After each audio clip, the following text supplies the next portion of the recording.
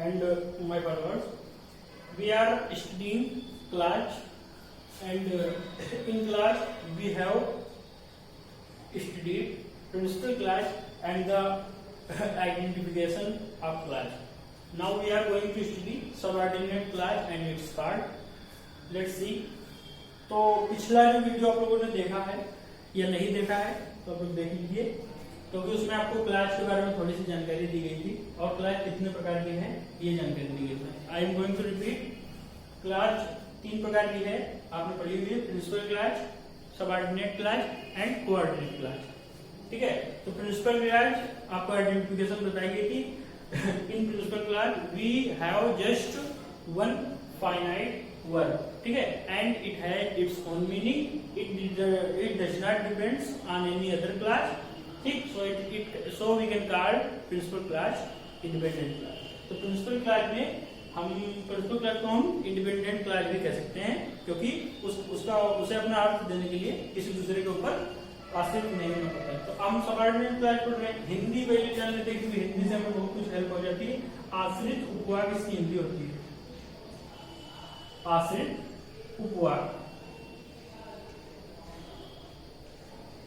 अब जब हम लोग इसको आश्रित उपवाक कह रहे हैं तो इसका मतलब है कि आश्रित या किसी पर अपना अर्थ देने के लिए आश्रित होती है. तो इसके 3 मेन फीचर हैं. Noun class, words like a noun. ठीक है. Adjective class, words like adjective. Adverb class, words like adverb. ठीक है. तो सबऑर्डिनेट क्लास में क्या होगा? Subordinate class has its own meaning, but it depends on principal class to give the full meaning of the sentence. Sentence का पूरा sense देने के लिए, ठीक है, सबऑर्डिनेट क्लास प्रिंसिपल क्लास पर आश्रित होती है. तो मतलब जहां पर भी सबऑर्डिनेट क्लास होगी वहां पर हमें प्रिंसिपल क्लास जरूर दी होगी. तो पहले एक एग्जांपल देखते हैं, फिर हम लोग ये देखेंगे कि नाउन क्लास क्या किसे कहेंगे हम लोग, और नाउन क्लास पहचानेंगे कैसे, क्योंकि काफी कंपटीशन में ये ढूंढने को आता है कि फाइंड आउट द क्लास. ठीक है.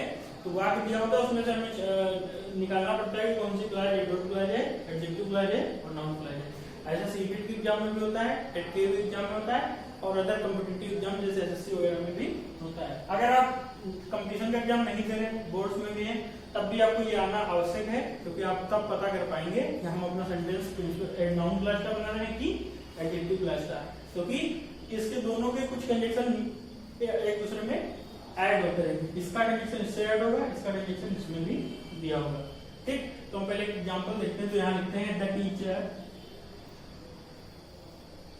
Teacher says, it tells us that the sun sets in the west. The teacher tells us that the sun sets in the west. ठीक है. तो इसकी हिंदी करेंगे तो हो जाएगा, अध्यापक हमको बताते हैं कि सूर्य पश्चिम में अस्त होता है. ठीक. ये पूरा एक फॉर्मेशन सेंटेंस का दिया हुआ है, और हमने आपको पिछले वीडियो में आपको बताया है कि कैसे हम ढूंढेंगे कि हमारा सेंटेंस किस प्रकार का है, फॉर्मेशन किस प्रकार का है. ठीक है. जहाँ पर प्रेडिकेट और सब्जेक्ट के पार्ट बताए गए थे. तो यहाँ पर उस प्रकार का वाक्य नहीं, क्योंकि हम देखेंगे यहाँ पर एक हमें चीज मिल रही, दैट इज कंजक्शन. कंजक्शन का मतलब ऐड करने वाला वर्ड. ठीक. तो यहाँ पर ऐड कर रहा है इसको और इसको. ठीक है. तो देखते हैं यहाँ पर लिखा हुआ है द टीचर टेल्स अस, अध्यापक हमें बताते हैं. यदि हम लोग ये कहें कि ये वर्ड अपना पूरा अर्थ निकाल रहा है, इसमें हमें कुछ भी कहने की जरूरत नहीं. लेकिन यहाँ पर जब देखेंगे that the sun sets in the west, कि सूर्य पश्चिम में अस्त होता है. अगर की लगाया जाए तो ये भाग हो जाएगा ना हमारे, कि सूर्य पश्चिम में अस्त होता है. ठीक है. तो ये अगर हम पूरा वाक्य लिखेंगे तो इसका खुद का अर्थ नहीं निकलता है कि सूर्य पश्चिम में अस्त होता है. इसका पूरा अर्थ नहीं निकलना. इसके लिए हमें लिखना पड़ेगा कि he tells me, he told me, उसने मुझे बताया कि, तो पीछे में कुछ ना कुछ लिखना पड़ेगा. तो जब ये देख रहे हैं कि ये इसके पास अपना मीनिंग तो है, लेकिन ये पूरा एक सेंटेंस फॉर्म नहीं कर पाएगा कि अगर हम लिखते that the sun sets in the west. ठीक है. तो जब ये पूरा फॉर्म नहीं कर पाएगा तो इसे इस वाक्य की यहाँ पर आवश्यकता पड़ रही है. ठीक है. दिस सेंटेंस टू से इट्स मीनिंग। ठीक है, इस वाक्य को इस वाक्य का क्या पड़ रहा है, नीड है, आवश्यकता पड़ रही है। तो यहाँ पर हम कहेंगे कि ये जब अपना स्वतंत्र है, इसको इसकी आवश्यकता नहीं है, तो हम कह सकते हैं कि हमारी प्रिंसिपल क्लॉज है और ये हमारी सबऑर्डिनेट क्लॉज है।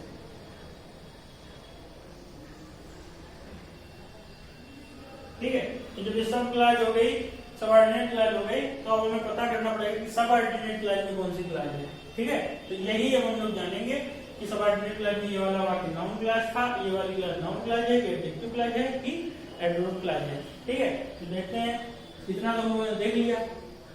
ये सेंटेंस लिखा रहने देते हैं और ऊपर हेडिंग डालेंगे हम लोग, नया देखते हैं कि यहाँ पर कौन सी क्लॉज होगी।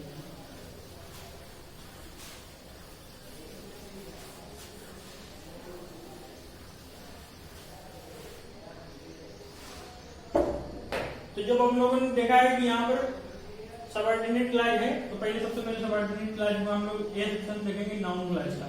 तो जो नाउन क्लॉज का हम लोग देख रहे हैं, ठीक है, और हमने क्या जाना है कि कैसा काम करता है, नाउन की तरीके से। Noun clause work like a noun in a sentence. तो हम लोगों ने एक चीज और भी मेनली देखी कि नाउन या तो हमारे वाक्य का सब्जेक्ट हो जाता है या फिर हमारे वाक्य का ऑब्जेक्ट हो जाता है।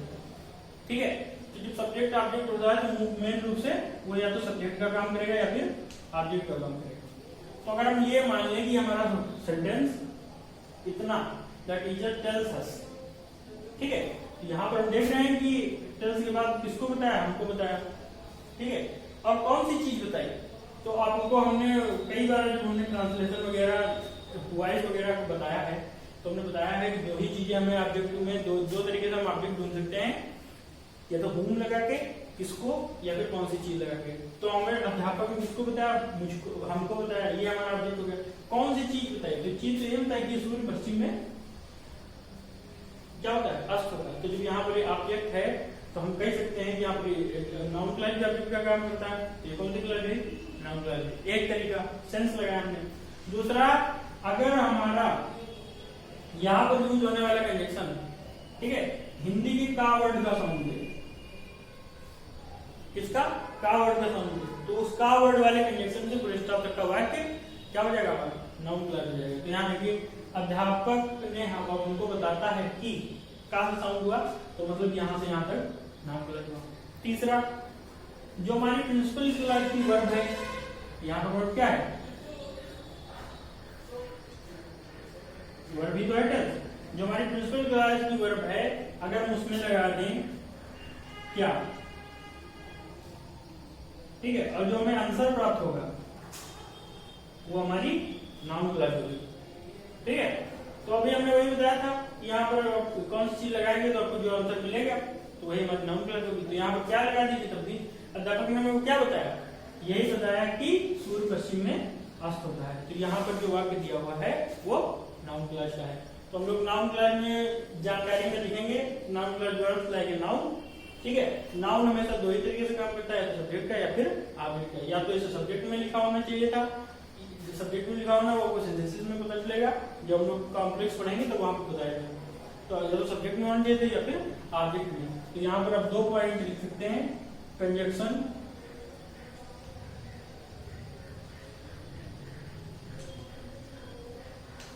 ठीक है, कंजक्शन,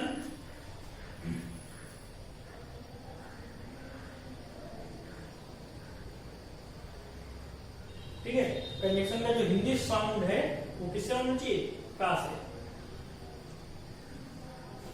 ठीक है, कंजक्शन का जो मीनिंग का साउंड होगा वो का से होना चाहिए, कंजक्शन साउंड नहीं होगा, कंजक्शन साउंड करेगा। यहाँ दैट कर रहा है, दासे कर रहा है, तो उसकी वो नहीं होगी, हिंदी साउंड होना चाहिए।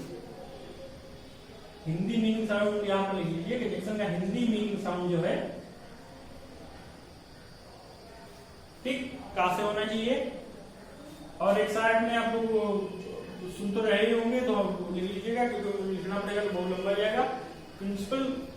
प्रिंसिपल क्लॉज की वर्ब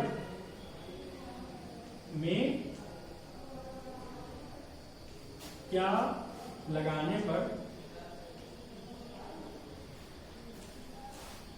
आंसर नाउन क्लास होगा।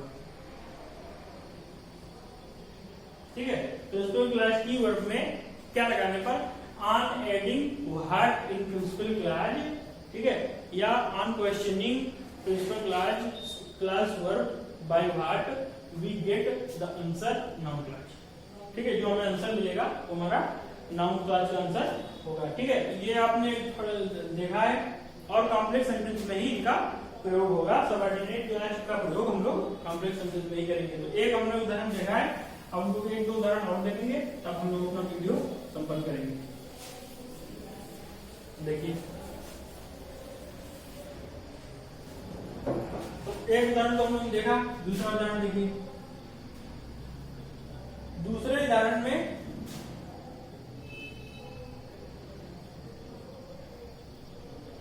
पे अटेंशन,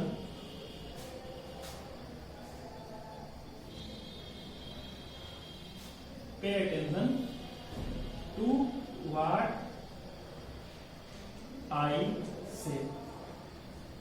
ये देखिए, अब आपने यहाँ पर भी वही बात करनी है। ठीक है, बात करने हम लोग वही तरीके से हम लोग ढूंढेंगे कि जिस प्रकार से हमने ऊपर जो दो हिंट लिखी हुई है, तो यहाँ का अगर आपको कंजक्शन दिखाई दे तो व्हाट दिख रहा है, आपके दिल्ली कंजक्शन कैसे हुआ।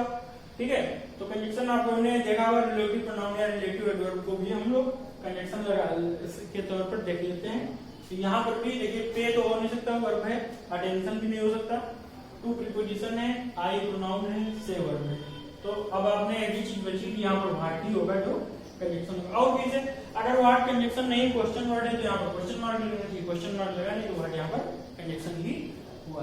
तो यहाँ जब व्हाट के हम लोग देख रहे हैं तो हिंदी के लिए, हिंदी किए बिना आप ये नहीं जान पाएंगे कि आपने नाउन क्लास लिखा हुआ है, या तो आपको इतनी अच्छी तरीके से समझ में आना चाहिए दूसरा। ठीक है, तो पे माने ध्यान दीजिए, पे माने अदा करना, यहाँ पर पे अटेंशन का मतलब ध्यान दीजिए, टू हार्ट जो कुछ। ठीक है, आई से माने मैं कहता हूँ। तो यहाँ आप देखिए, आपने एक चीज आपकी फेल हो गई कि यहाँ पर काफी गंदी हो नहीं रही। ठीक है, दूसरा देखिए, अब हमने क्या कहा था, प्रिंसिपल क्लास की वर्ब देखिए, ध्यान देना, पे अटेंशन हमारा में अगर क्या का क्वेश्चन है, क्या ध्यान दीजिए, जो कुछ मैं कहता हूँ यहाँ पर निकलेगा। किस चीज पर ध्यान, कौन सी चीज पर ध्यान देना, जो कुछ मैं कहता हूँ उस चीज पर ध्यान देना। ठीक है, क्या ध्यान दें, व्हाट आई से, यही पर तो ध्यान देना। तो जब यही हमारा आंसर आ रहा है तो ये हमारी क्या होगी, नाउन क्लास। ठीक है, और पे अटेंशन ध्यान दो, इसका पूरा अर्थ भी निकल रहा है, अगर आप इस प्रकार से समझ जाए, इसका अर्थ निकल रहा है और इस पर डिपेंड नहीं, टू व्हाट आई से, जो कुछ मैं कहता हूँ। बस ये कोई एक सेंटेंस का पार्ट हो सकता है, इसका खुद का पूरे वाक्य का एक पार्ट हो सकता है, लेकिन पूरा वाक्य नहीं हो सकता, जो कुछ मैं कहता हूँ। ठीक है, इसका पूरा आपका एक सेंटेंस फॉर्म नहीं हो रहा है, इसलिए ये वाली क्लास इस वाली क्लास पर डिपेंड है। So this class is principal class and this class is noun class. ठीक है, तो ये इन दोनों में से एक चीज का होना बहुत सही। अब अगर इस पर आप बात करें तो ये देखिए, आपने उसका पढ़ा हुआ है इंपरेटिव सेंटेंस का, पहले मेन वर्ब लिखना है, फिर हमें ऑब्जेक्ट ही लिखना है। ठीक है, तो मेन वर्ब हमने लिखी हुई है, उसके बाद क्या लिखा हमने, ऑब्जेक्ट, और ऑब्जेक्ट के रूप में हम नाउन लिख सकते हैं या प्रोनाउन लिख सकते हैं। तो यहाँ प्रोनाउन तो लिखा हुआ है, लेकिन प्रोनाउन ने सेंटेंस टाइप में लिखा हुआ है, तो इसलिए यहाँ पर जो क्लास आई है वो नाउन क्लास आई है, क्योंकि नाउन भी ऑब्जेक्ट का काम कर सकता है। ठीक है, तो इस प्रकार से ये वाला हो गया हमारा। एक और एग्जाम्पल देखिए,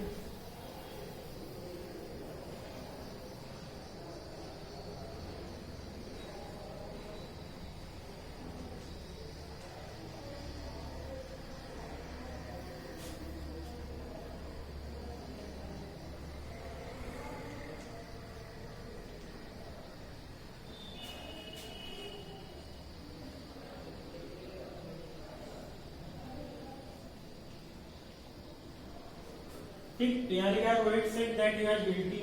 रोहित ने कहा कि इसकी हिंदी तो कहाँ से निकली, दैट यू आर गिल्टी, ये हमारा क्या है, नाउन क्लास है। ठीक है, और ये हमारा प्रिंसिपल क्लास है। तो इस प्रकार से हमारा नाउन क्लास में आपको दो ही पॉइंट ध्यान रखने हैं, या तो प्रिंसिपल क्लास की क्रिया में आप वर्ड से क्वेश्चन करिए, तो आपको जो आंसर मिलेगा वो हमारा नाउन क्लास होगा। ठीक है, या फिर जो कंजक्शन लगा हुआ है उसकी उसकी जो हिंदी मीनिंग होगी उस वह का शब्द से शुरू हो, तो आपको ये जान लेना है कि वो या तो नाउन क्लॉज ही बना है। लेकिन आपको चेक दोनों ही तरीके से करना है। यहाँ पर अगर चेक करिएगा तो रोहित ने क्या कहा कि वह क्या है, अपराधी है, यही तो कहा उसने, तो यही हमारी नाउन क्लॉज हो जाएगी और हिंदी भी इसकी का से आ रही है। इफ कहीं कहीं पे दिया होगा, वेदर दिया होगा, तो तब भी आप ये जान रखेंगे कि क्या का क्वेश्चन किया जाता है। जैसे हम यहाँ पर एक और उदाहरण आपको दे देता हूँ, फिर अपना वीडियो एंड करूंगा। देखिए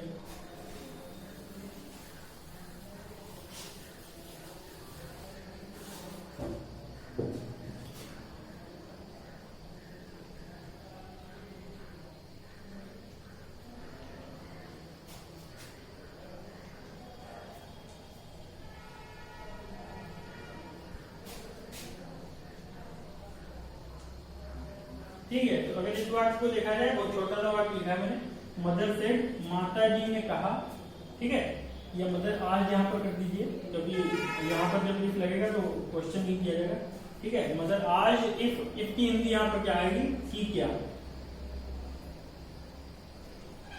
ठीक है। मदर आज इफ आई वाज इल, की क्या, तो का से तो आ ही रही है इफ की हिंदी, तो यहाँ से यहाँ तक हो जाएगा नाउन क्लॉज।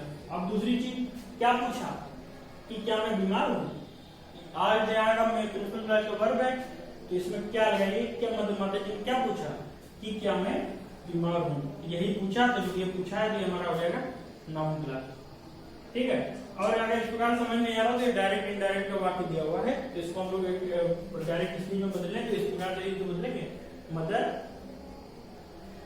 सेड, कामा लगेंगे इफ की जगह पर और हम लोग लिखेंगे आर, ठीक है। यू अगर आपने डायरेक्ट इंडायरेक्ट बहुत अच्छे से देखी तो आप लोग इंडायरेक्ट से डायरेक्ट चेंज करेंगे, आर यू अपिकल के क्वेश्चन मार्क यहाँ पर लग जाएगा, का मतलब जो हमने आर पहले किया हुआ है इसी के लिए तो हमने यहाँ पर इफ लगाया हुआ है, ठीक है।